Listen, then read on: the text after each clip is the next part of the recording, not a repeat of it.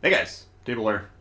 Today we got to look at one of the campaign reward ships this time around, Yahagi, Tier 4, Japanese Cruiser. A toggle on the screen there, that's my usual Japanese cruiser build. I always recommend Makawa if you don't have the Azure Lane Atago Commander. That's who I always traditionally ran, Makawa, and I think he runs the line better. You're going to want some maneuverability because if you're getting hit in the sides in these Japanese cruisers, you're not going to last very long.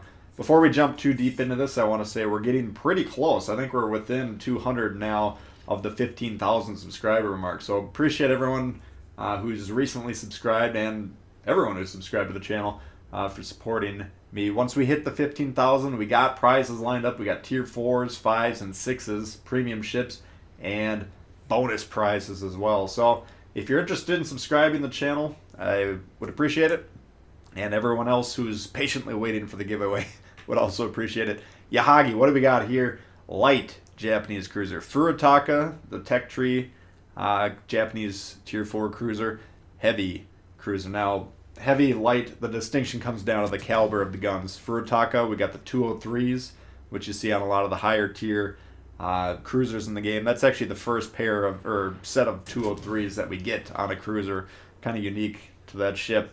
But here we got the 152s. Those are kind of the calibers you see on a lot of the light cruisers. And, you know, because of that, we've reload a lot quicker. I got 8.5 on this compared to 12.8 on the Furutaka. Furutaka is going to do significantly more damage, you know, upon AP penetration, HE penetration. But that's to be expected anytime a ship has a much longer reload. Armor-wise, we need to talk about this. We looked at the Yubari yesterday on the armor review, kind of tutorial, I guess you want to call it, where the Yubari had 10 millimeter plating and a citadel that went from the waterline to the top of the ship.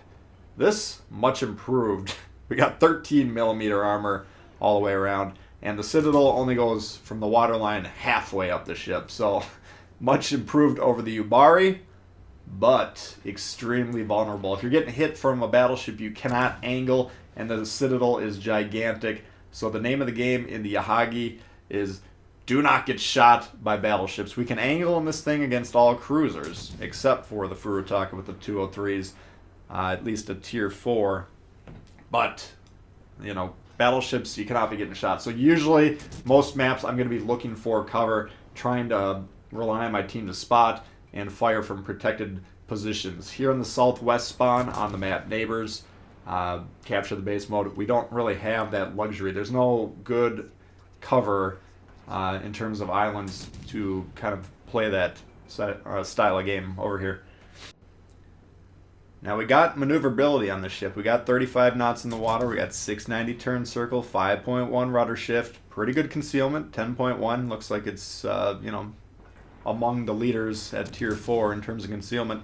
So we got a lot of the typical Japanese cruiser tools. But again, most of the heavy cruisers, as you go up the line, you can angle those shots. If you're trying to dodge them, but they hit you, as long as you're steeply angled at those incoming shots, usually you can mitigate the majority of the damage. You're still going to take some damage, of course, but aside from, you know, an odd angle here or there, AP striking your ships, you're really going to be protecting the citadel. Not the case in this one. So again, you can get away with this sort of run and gun, dodge, bob and weave type of a playstyle when necessary, but that needs to be the fallback. Now, again, it's just we were kind of defaulted to the fallback position in this game.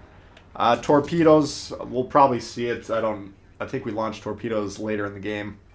Not effective in terms of the firing arcs. You know, they're very... Some of these lower tier cruisers, you can only fire basically when you're pointed broadside at the targets.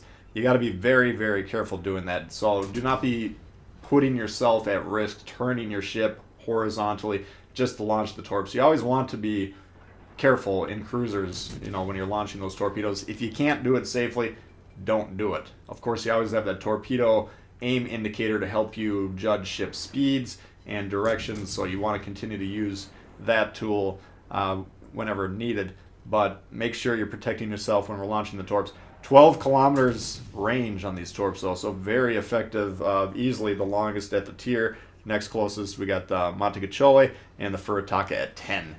60 knots in the water, not bad for cruiser torpedoes, among the faster on this tier and the hardest hitting torpedoes. So the torpedoes, when you can get them going, they are effective, and I believe it's been a few days since I played this game, but I think we get some torpedo strikes late in the game.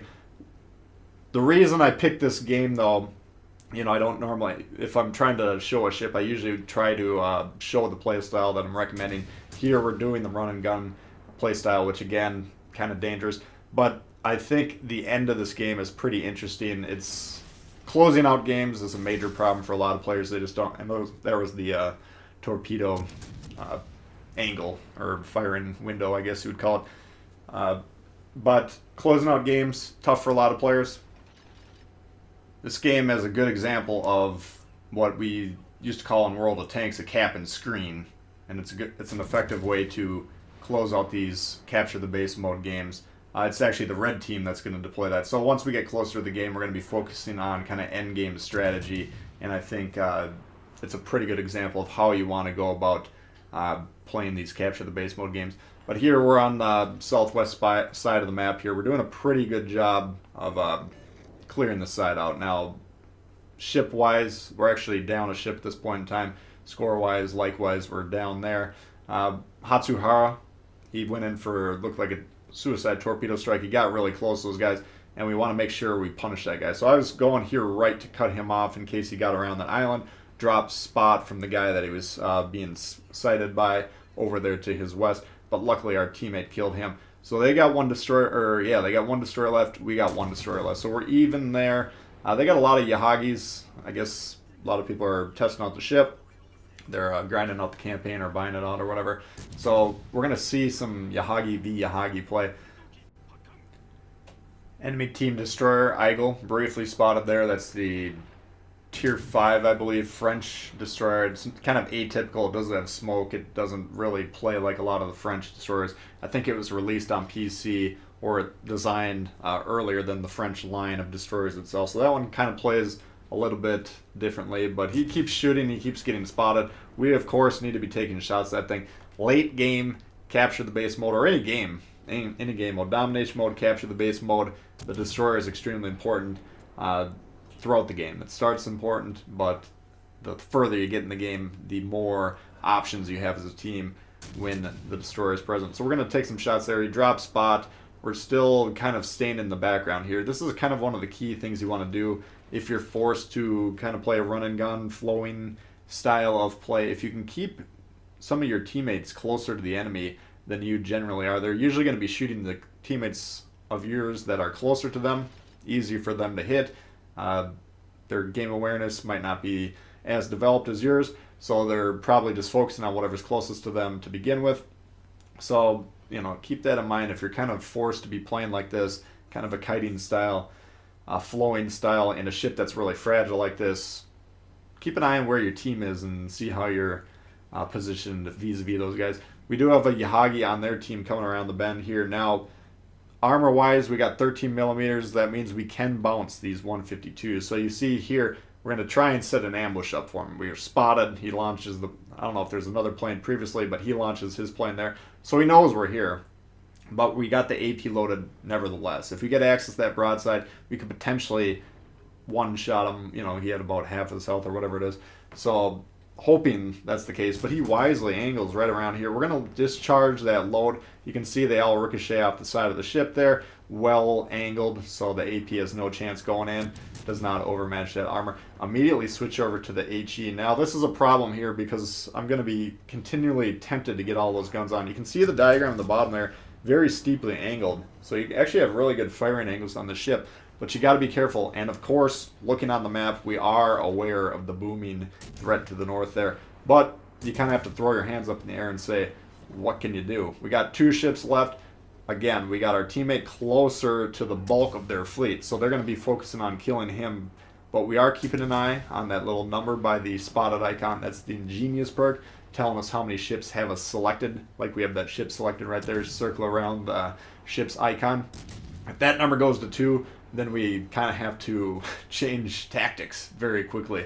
So there we get some torpedoes in the water, And that's, again, I'm not turning the ship so the Yahagi can hit me with the AP and the broadside just to get those torpedoes off. But we were keeping an eye on that ship on the map. We saw he was kind of to our broadside, checked the torpedo, and then launched. And now the Yahagi, he went broadside to us. I don't know if he was probably trying to torp us. He saw we were kind of winning that duel. So we can expect the torps. There they are. Widespreads? Not 100% sure about that, but we'll give them the sound effect anyways. And now we're kind of, we're sailing away from these Normandies. Key to, when you're in a 1v1 fight against a battleship in a cruiser, you want to be sailing away from them. You don't want to be closing the distance. The closer you get to them, the more accurate they are, the more danger you're in, especially in a ship like this where armor angling is irrelevant. So we want to keep it full speed. We want to be running and gunning. We hit him with the torp. We got burns going. We got floods going. So this guy's going down. It looks like he damage con there. But we were able to do significant amounts of damage to him.